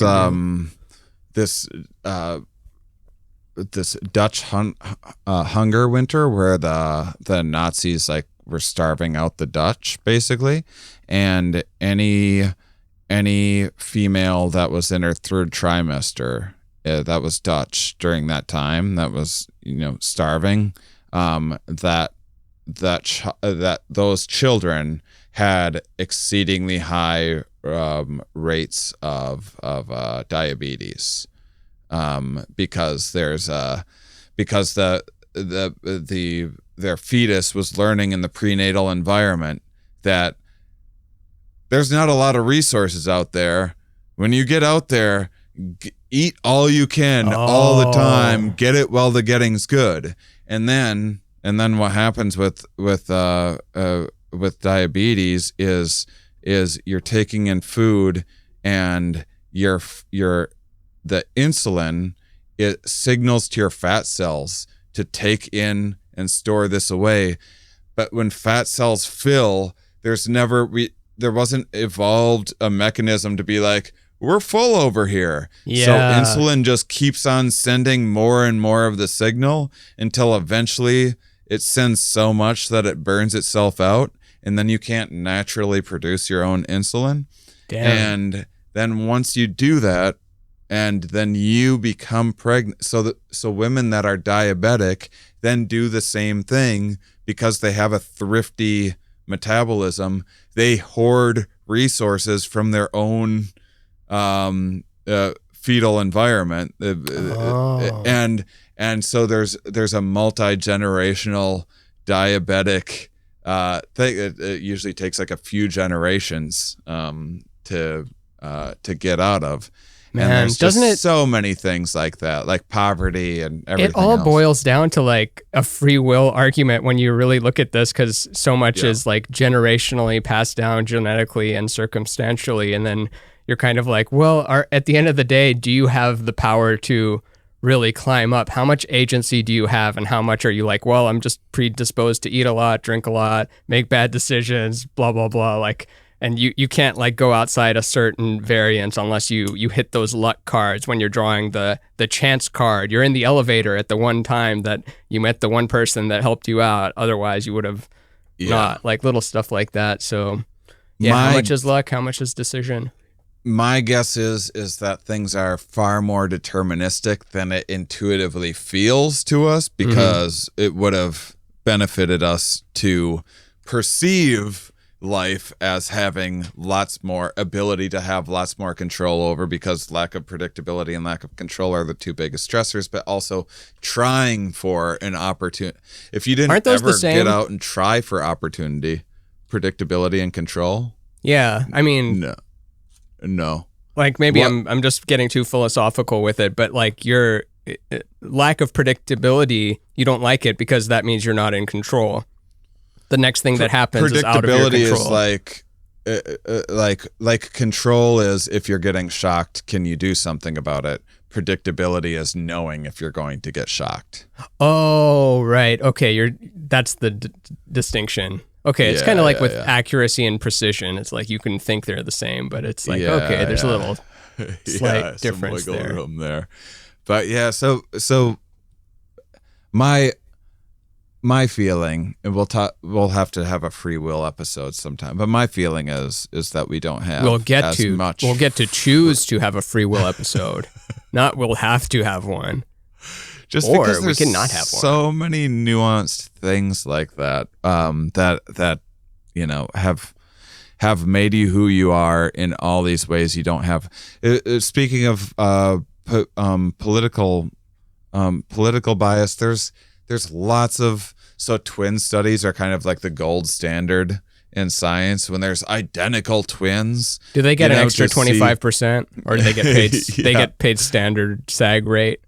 Ideal situation is identical twins that were like, one was put up for adoption and raised in different environments, because then you really see, like, sometimes they meet and it's like, oh, I also walk backwards into pools and I don't just jump in, I go down the like peculiar, like things like that, like strange tics and stuff, and they were never around one another. And political leaning is one that bears a pretty strong, even if one was a country boy and the other one was brought up in the city. Yep. Yeah. Damn. Yeah. More speed round? Yeah. Let's do it. I complete tasks successfully. Yes, 5. You're a 5? 4. No, a 5. I said 5. I already answered it. Okay, I'm putting you down for a 5 as the producer of this show. And the reason for that is that I'm in control of what tasks are that I have to do. I've lucked and worked my way up there. So yes, hard work, but who knows how much of it luck and what I got to start out with. No, actually, I was just dropped off at a fire station. The story's about my dad. That was made up. I was brought up on a fire station in the worst neighborhood on the worst planet, not even the worst city here, on the worst planet. And then I worked my way up to now. So, unless that's an advantage in and of itself to be raised in a fire station, which it might be. That's what happens, right? They drop them off. Dads. Yeah, that has to have been a 90s movie. Why do all my dads dress so differently than everyone else's dad? So you're a 5. I'm like a 2 on complete my tests successfully. I don't know. I crush some stuff though. I'm pretty hard on myself, I will say. Next question is, I like order. People think they want freedom, but what they actually want is order. To the empire. I like order. 3. All right. Tip too far in one direction, then I can't find my way home, and then go too far in the orderly direction, I'm a robot and everything sucks. Which that question was the same as routine, I think. Order and routine, I'm kind of combining them. Those are conscientious questions. Yeah, I gave those both a 3. I'm a 2 or a 1 in the order category. I try to follow the rules. 3. Oof. I'm like a 1 there. Maybe a 2 actually. I'm sneaking into it. I'm sneaking into 2 territory. Domains are really, I mean, that's like what's happening with vaccines right now is people are like, well, it's just an issue that I don't follow rules as a principle. I don't follow rules. I don't go along with the mainstream this and that, and so listen to I'm red going lights the though. Opposite direction. I go straight for the goal. That's the next question. I go straight for the goal. I don't even. 3. Yeah, I'm a 3. I get chores done right away. Holy smokes. 3. I'm a 1. 1? Oh, I thought you were kind of good at that. Well, Maybe I'm just getting compare better. it to the other people you 2. lived with at the time. Yeah, I'm a 2. When I'm in the zone, I do all of it. I'll do like everything. Dishes, laundry, trash. I'll wipe your ass. I'll smoke. I'm back down to a 1. I avoid mistakes. 3. I'm like a 1. I fear for the worst. 2. Probably a 3. Maybe I must be a 2. I get irritated easily. 2. 2? I get irritated pretty easily. It's embarrassing. I'm a 4 or 5. 4. I'll give me a 4. I dislike myself. Oof. 3. I'm going 4 on that. I am afraid that I will do the wrong thing. 2. Yeah, me too. I don't know why I do some of the other things I do. 5. Wait. I don't know why I do. Oh, I don't know why I do some of the things that I do. 5. 5. I'm like a 4 or 3 maybe. I became overwhelmed by events. I become 2. overwhelmed by events. Yeah. I guess I'm a 2. I used to be a 1. I warm up quickly to others. 4. There's this interesting thing with agreeableness where it turns out that, which that's what this question is about. It turns out that people that are really low in agreeableness, which I'm low, tend to obsess about. They tend to be like really fanatical about things that they do like, because they like so few things. Oh, it's like we all have the same units of liking stuff.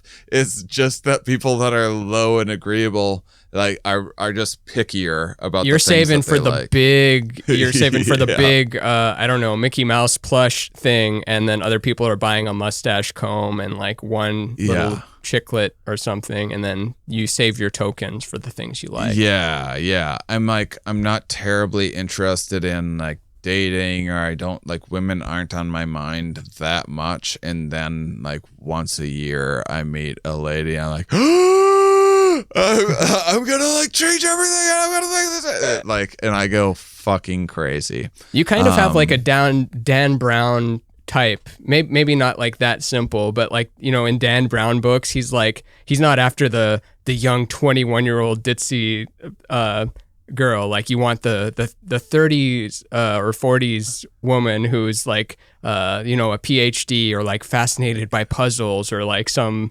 like they're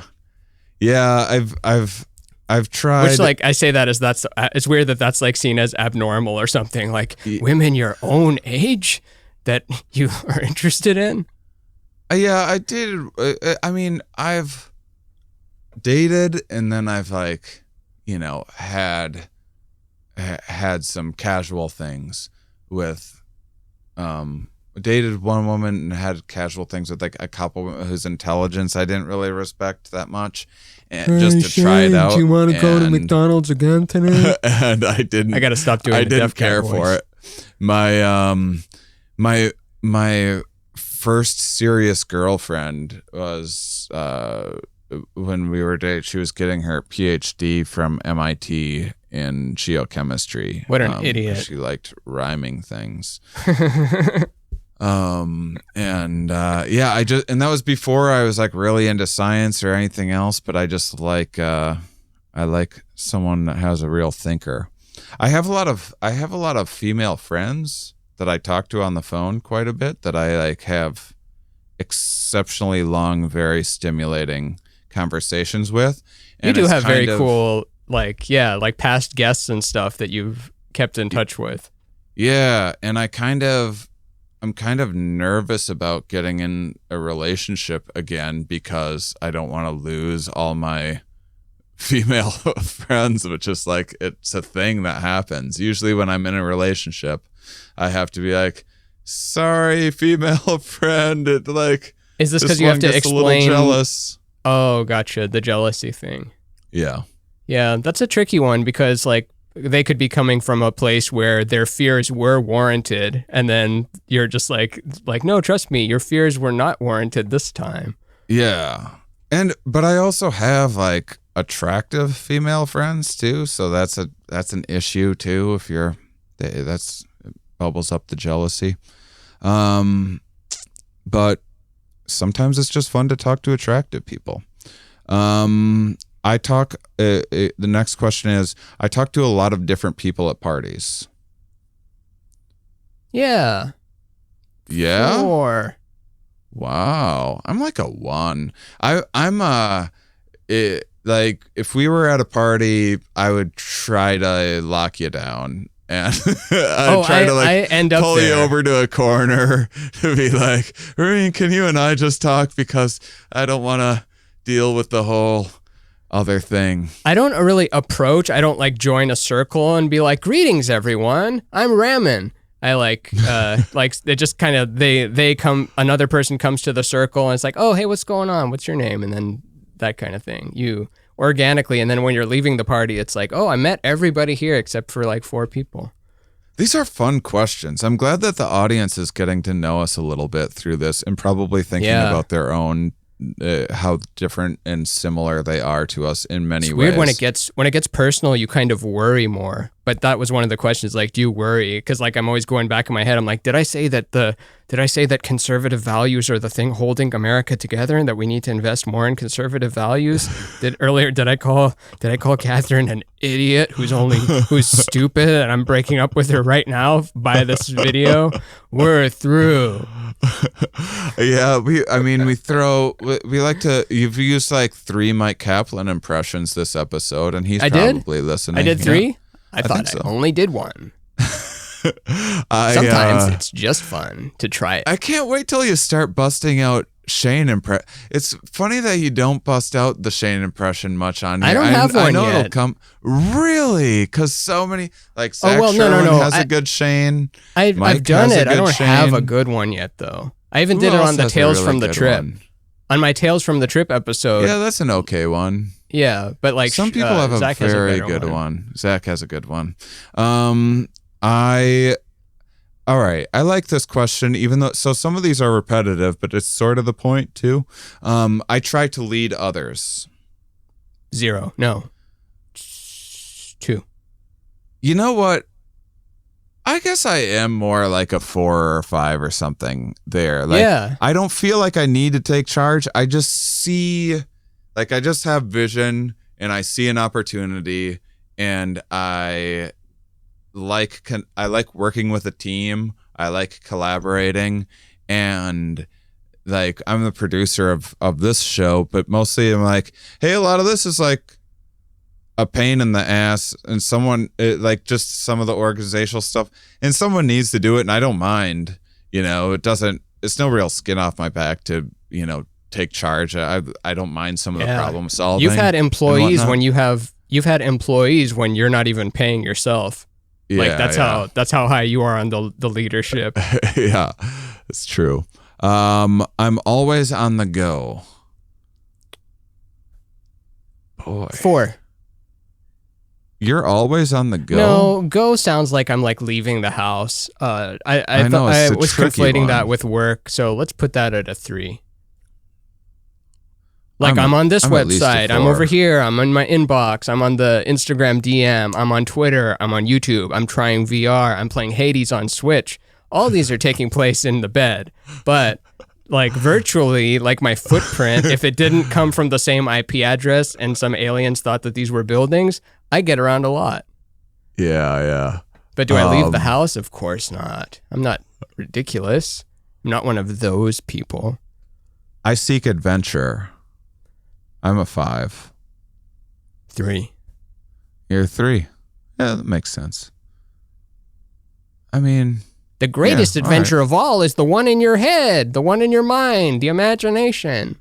Do you guys like hike and stuff like that? Do you do? We need to do it more. You're a homebody, right? Like, yeah, but I love the time I do spend out. I just get caught up in so many things. Like I'm always like, oh, I need to work on my piano skills a little bit. I'm not going to be John Baptiste. That's over. Like just little things like that, you know, like, oh, I need to work on my blank game. I need to read about this thing that I've been meaning to learn about more. Like I need to catch up on, there's so much internet I always want to catch up on, and so much skill related hobby improvement kind of stuff that I want to catch up on that prevents me from seeking adventure. Yeah, that's good. I need less adventure, more skill building. Been reading a little bit more lately, and it's just like, I love reading so much. Changes the way you think, right?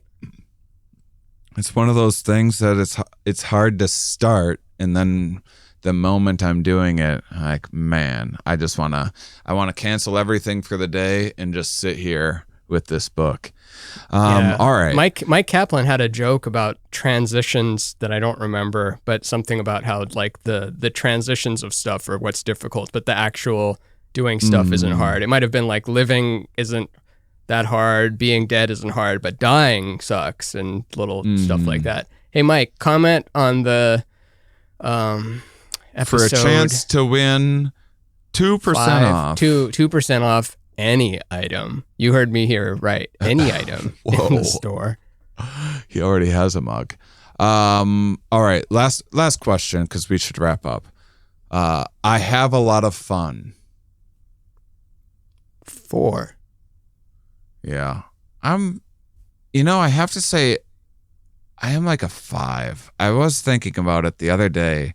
As down as I am about life sometimes, holy smokes, I've had an adventure of a life that very few people on earth, it's kind of mind-blowing when I think about it. You're at the status that people ask you about it. People come to you for tales of your adventures. Yeah. Like all across the world. Like, can you recount your tales for me? And that's like supposed to be the thing at the end of your life, but you've already reached that. Yeah, I do have fun, for sure.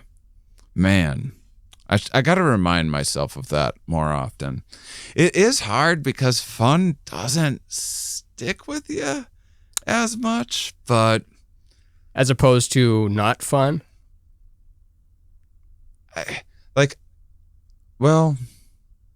As opposed to difficult, challenging stuff?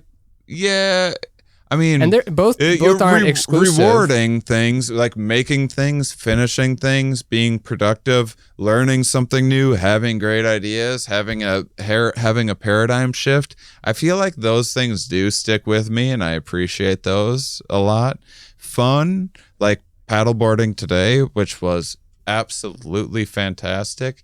I feel like I won't be able to feel that tomorrow. I just need more. We don't have, maybe we do somewhat, but the way we can access memory in our head of like someone's name or their face or something, we don't really have that with the fun feeling. Mm-hmm. Like you can have a visual of your head of the fun you had going down that water slide or mudding on the 4-wheeler or something, but you're not like, yeah, it's not activating again. Mm-hmm. But a concept, I can just sit and be like, huh. Yeah, that concept. Oof. Yeah, genocide. What if there was less people, and if I chose the people that I wanted to be less of, what would the streets look like? Killing it right at the end. So if you guys want to have more fun with us, make sure and check out Patreon.com/MindUnderPod. And we have a weekly episode of Mind Under Art each week, which are around 30 to 40-minute episodes usually. That's about the average I think we've been doing, where we talk about, you write in about one of Ramin's pieces, and we talk about it. Once we get a certain number of Patreon followers, we're going to start Mom University. The first course is going to be DMT 10101, where I'm just going to start from the first time I smoked DMT to the 100th time I had a breakthrough, and talk about the most notable experiences and the things that I learned along the way. And so it will be we need X amount of resources to make these things happen, to keep on putting things out there. But you also get a bonus monthly mum each week, which June's monthly mum was a fantastic. We talked about some of the intellectual dark web stuff and how some of the sometimes fringe things or things that are controversial tend to get a bit more clicks than things that are just good old run-of-the-mill scientific progress that people are bored by. So and so sometimes it's like, oh, we talked a bit too much shit, but that was really interesting. We don't put anything on Patreon that isn't good. We don't just like, oh, this wasn't very good, we'll dump this turd on Patreon. Well, everything we put on Patreon is as good as this show. Or better. Or better. Yeah, Mind Under Art is its own show, much like this is its own show. And then Mum University is going to like complete the trilogy of shows that we're going to have running. So, yeah, support the patreon.com/mindunderpod. And I think we're going to be taking Patreon suggestions for next episode. I've said that like 2 episodes in a row now, but had a wild hair today. Wanted to talk about personality. I think that as we're still in the newish first quarter of Mind Under Matter, this was a good one for people to get to know us a little more personally while sharing some fun science and having some philosophical ideas. So I hope you enjoyed it. Until next time, keep on salivating, honeys. Ding!